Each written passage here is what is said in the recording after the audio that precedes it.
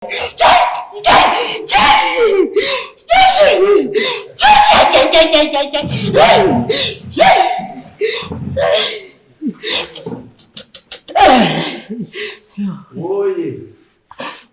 Woti. Mampu.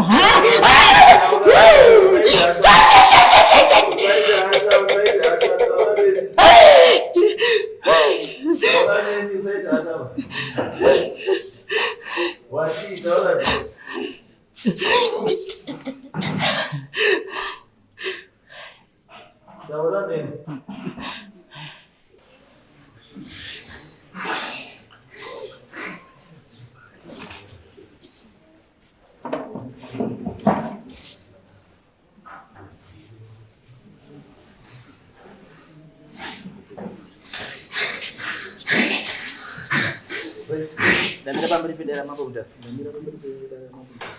sudah cukup. Kayak pelajar soalnya mau. Malah di Basiro.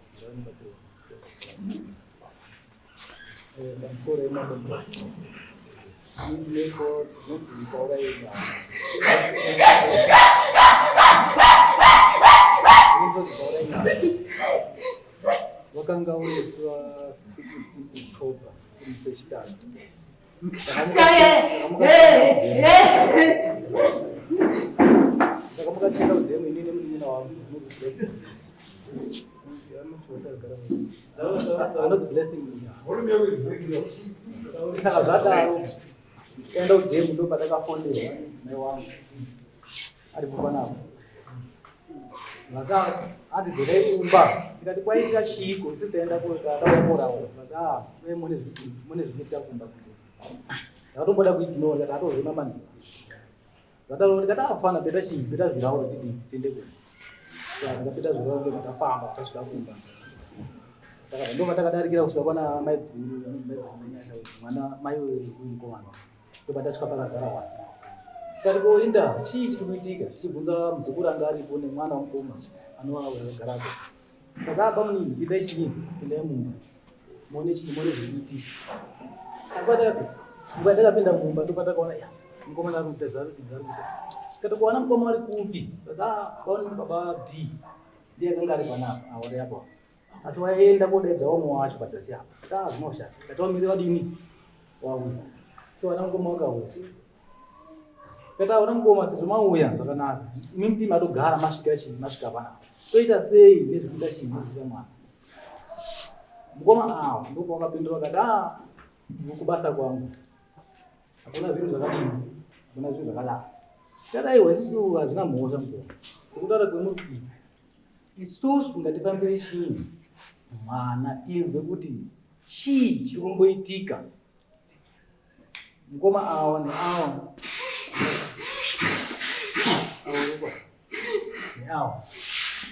asi awo wari tu hatozongona kuti wakafamba sei.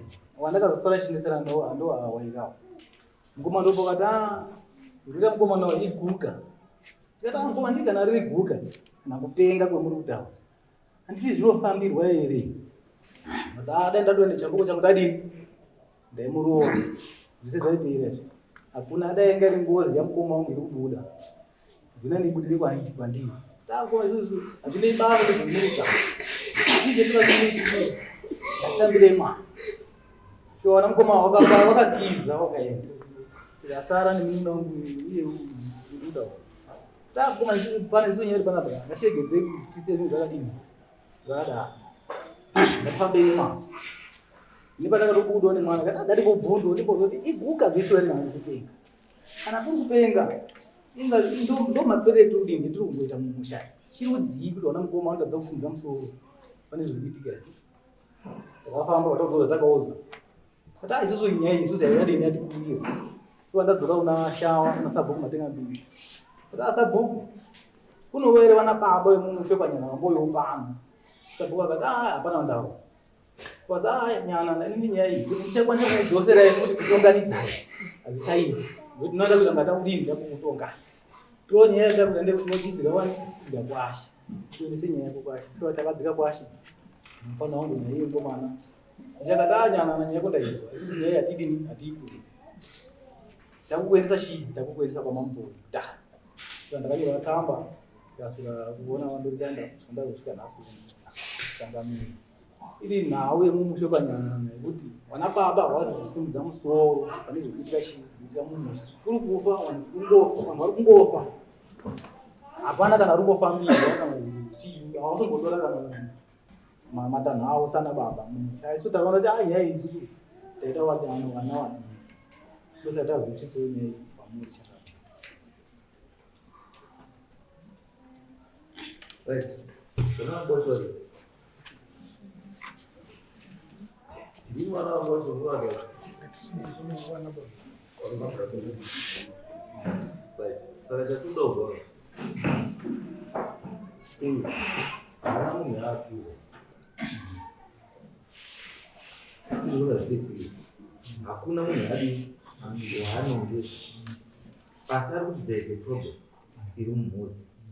Ya mtu anapaka mkatinga sehemu kwa tibu tikati kwa chinjira mbachita sasa uyu wa mama mtu Guka anotokana leo wewe msonga zaidi akataona chini nasi dota to we to ni we to ni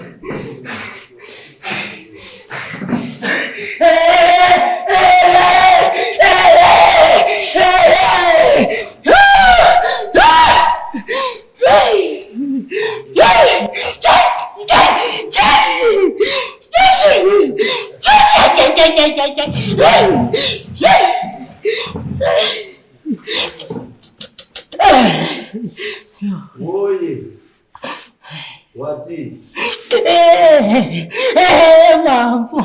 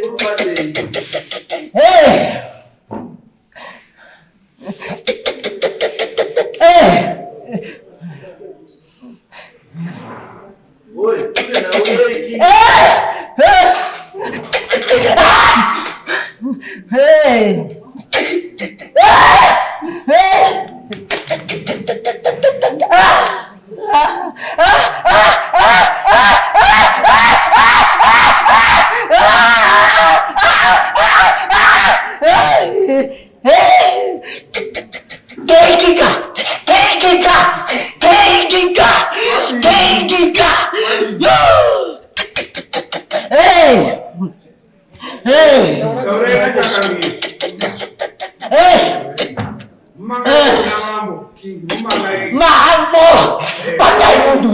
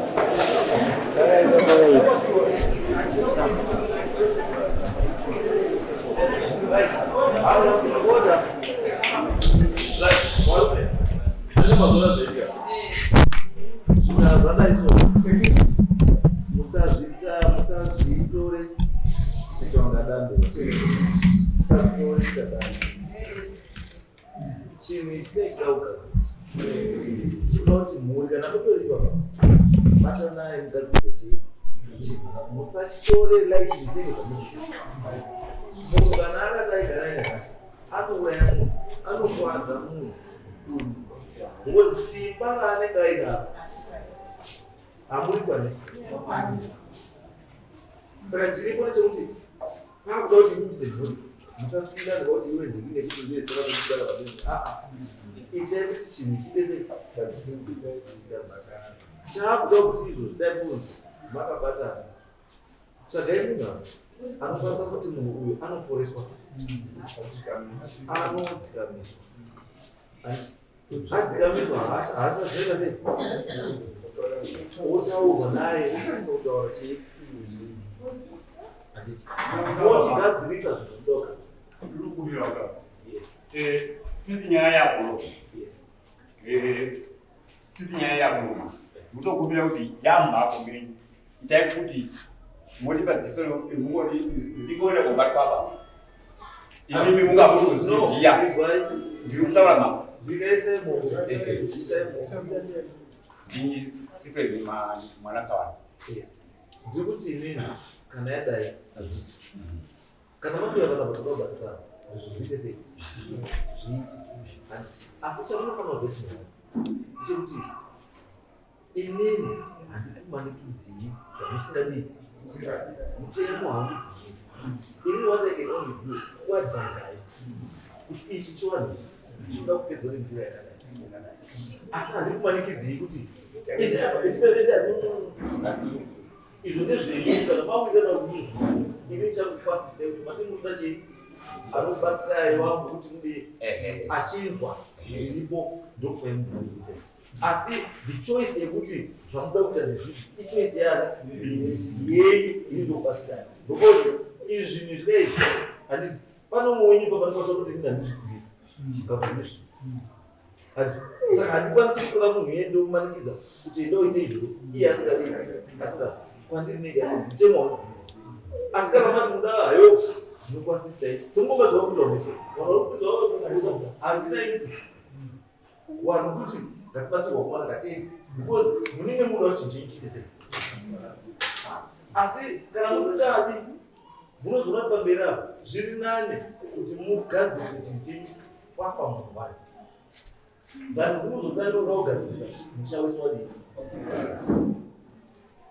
kana chiyapa mambo kechikudaiso muchamweduka zviri kuti pagore pega pega agasti asichisvika musi wa6 agasti handinongedza munhu that's what I said. Sorry ma musi wa6 agasti wega wega kunonga kuri kufa munhu saka vanhu vese vauya muno wada kuti vazive kuti sei vanhu vari kufa pagore musi wa6 agasti ndosandika semhuri mawirana kuda kubasa ichi chinhu chikutotaura ukana kutotaura kuti ndini nikisitana kuti izi dzaina dzehasha saka munofanira kuziva hasha dzacho ndedzei mokwanisa kutaura naye but mukada kutaura naye makadaiswa hamukwanisi papa because malevhu wadi asiyana navo saka ini ndiri kukumbira kuti kana zvichiita handisi chimwe ndai rubanza handisi varubadziwa chii wamwe mosvika muri mubatsirwa ipapo kuti maybe chekutanga chamuda kubatsirwa kudzikamisa kuti akaite chii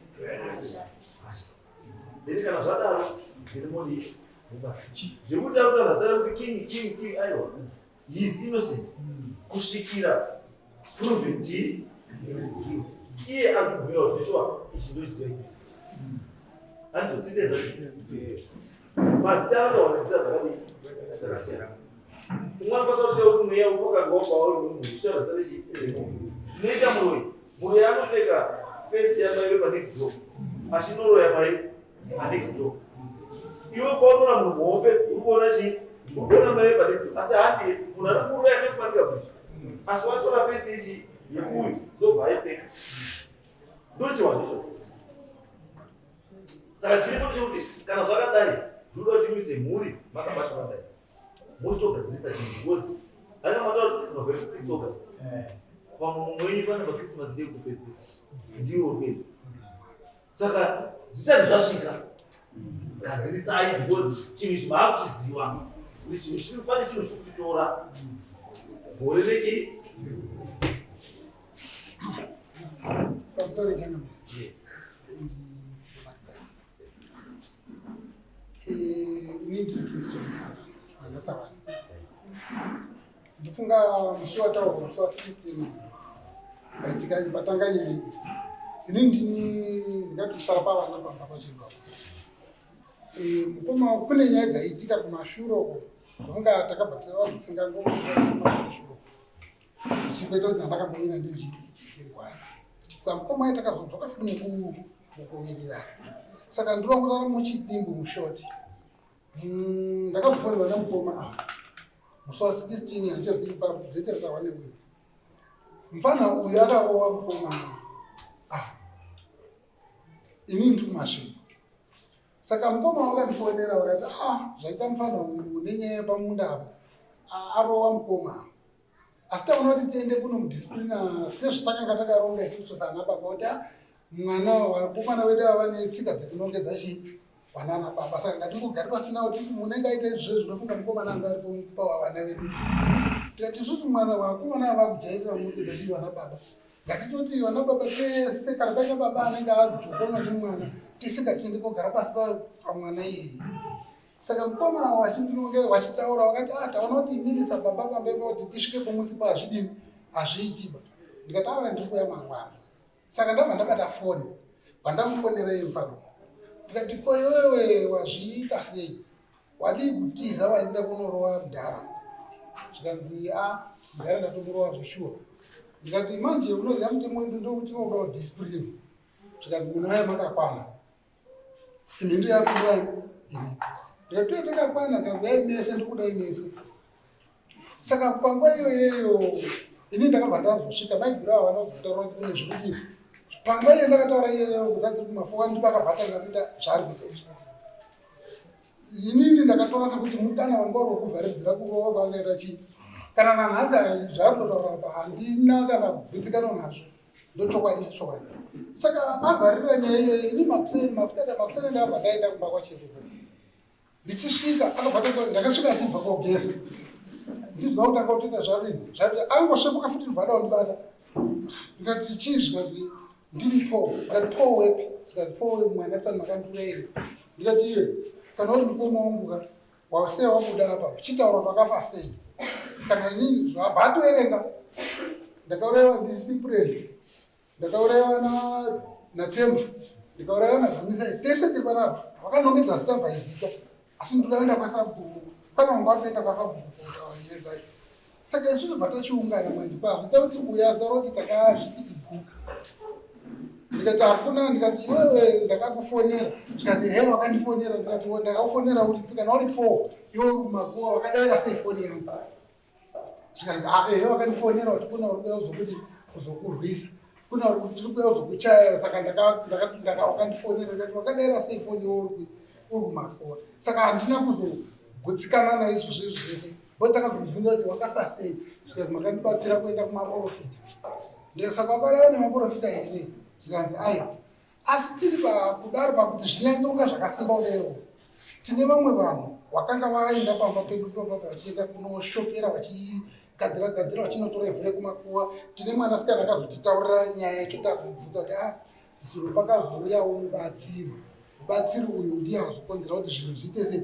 zvidai asi akati umwe mwana anga adonha zuro racho munhu akauraya baba acho ndiye anga atuma futi zvinhu izvi kuti zvibaye achipedza daro bva atongedza mukoma kuti zvonga uraya mwana wangu ndo wakandiura saka tese tiri panapa tiri kunzi tese tiri ezenyana tiri kundoka saka tinoirwa but charo kucreate mese solution ngo muri mese marara atakambira zvozo kamba tichibva pamunhu yatofura chite zvizvo zvitese basi wese chiti next year